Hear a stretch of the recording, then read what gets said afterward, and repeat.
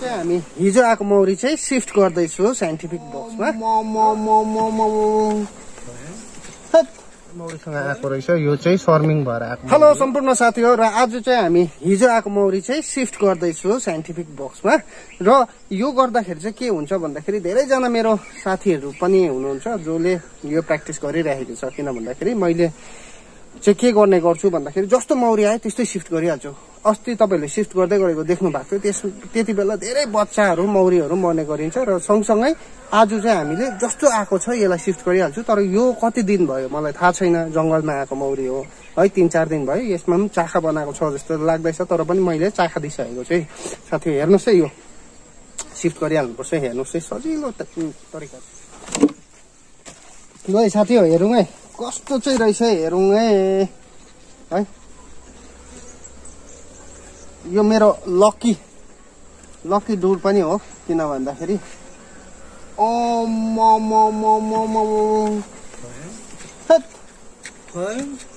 कति दिन भइसकेको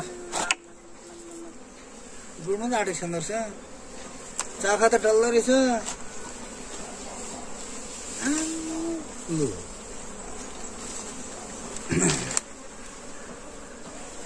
साथी हो, यो त 4 दिन जस्तोमै हेर्नुस् त साथी हो। बेसी मौरी आयो भने 4 दिन भित्रमा कतिको काम गर्दो रहेछ।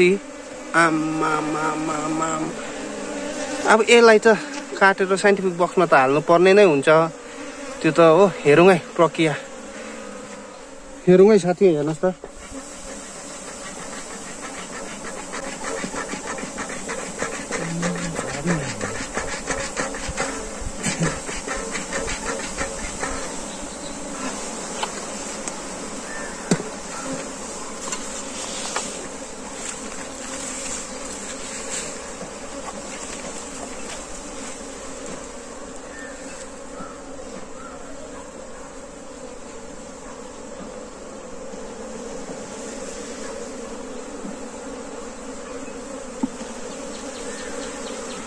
हेर्नुहोस् है साथी हो, मौरी चाहिँ अचम्मै दामी आएको रहेछ। यो 4 दिन चाहिँ भयो होला हौ।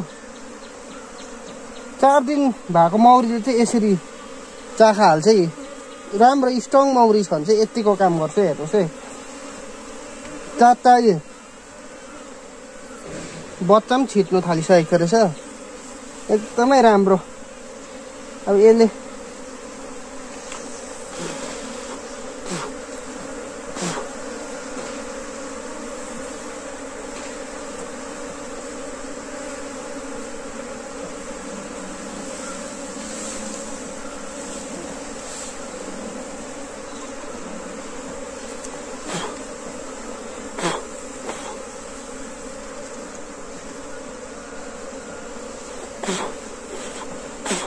यस्तो बाठै हुन्छ। हेर्नुहोस् न, पोलनहरू पनि यिनीहरूले कलेक्ट गर्नु थालिसकेको रहेछ।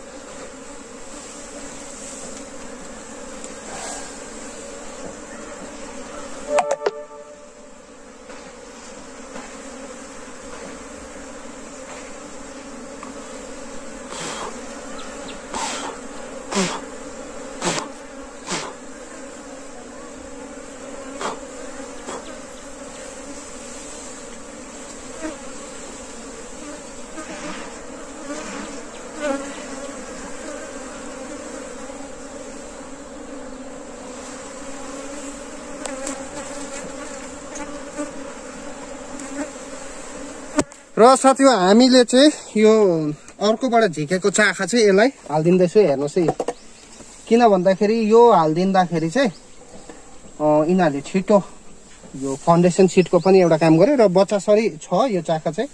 अनि एकदमै राम्रोसँगले काम गरेर जाने चाहिँ यिनीहरूले। 3, 4, 5, 6, 7, 8, 9वटा योसँग चाहिँ 9वटा। हेर्नुहोस् है साथी, यहाँ चाहिँ उगाएर हाल्नुपर्ने हुन्छ।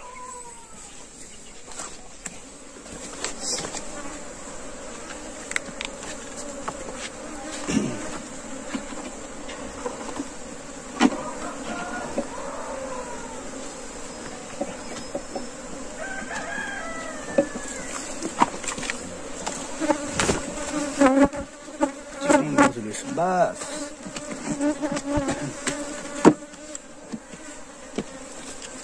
ल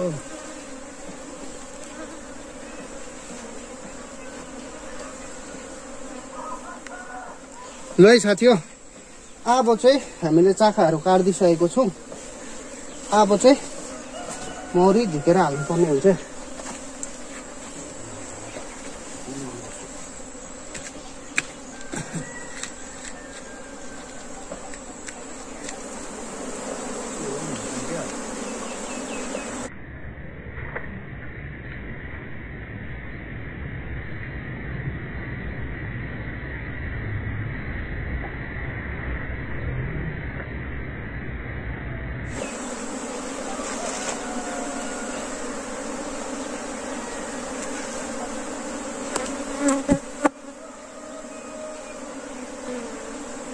पिंक कलरको उयो पनि छ, लुगा पनि छ, ल्याउनु त। अगाडि हेर्नुहोस् है साथी, एक मजाले सोरेर हालिदिएको छु। हेरौँ है, राम्रोसँगले सोरेर हालिदिएको छु। एक चाहिँ मजाले सोरेर हालिदिएको छु।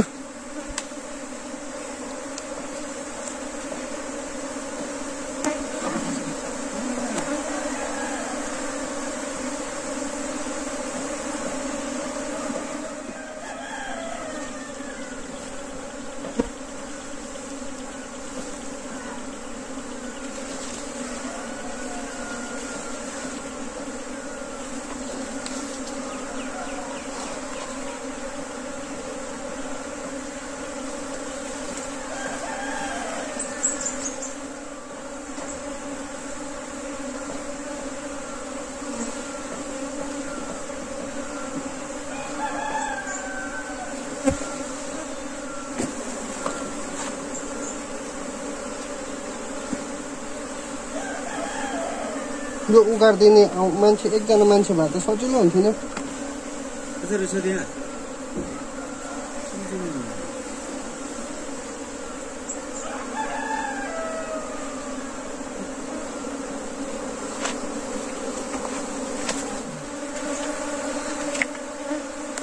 छोरी सक्छ।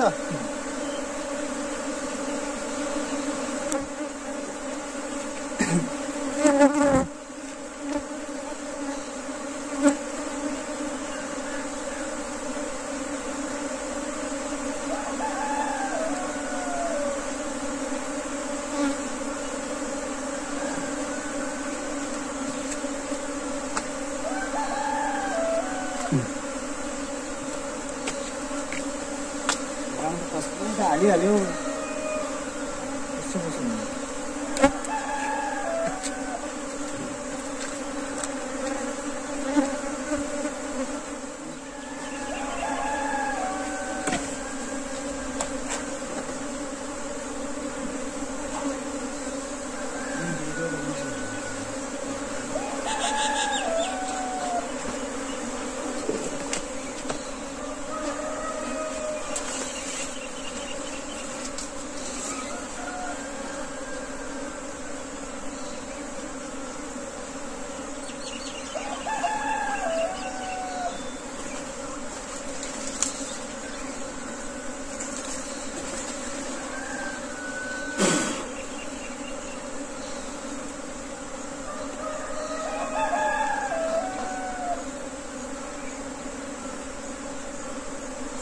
हेर्नुहोस् है साथी, मजाले सक्सेस भएको छ है। हामीले सिफ्ट गरिसकेको छौँ र त्यो जुन चाहिँ मैले सानोबाट दुलो बनाएको थिएँ ठिक्कै क्या, भाले मौरी पनि ठिक्कै पोस्नु सक्दो रहेछ, ठिक्कैको भएको छ। र हामीले के बुझ्नुपर्छ भन्दाखेरि चाहिँ तपाईँहरूले भाले मौरीसँग आएको रहेछ, यो चाहिँ सर्मिङ भएर आएको मौरी हो।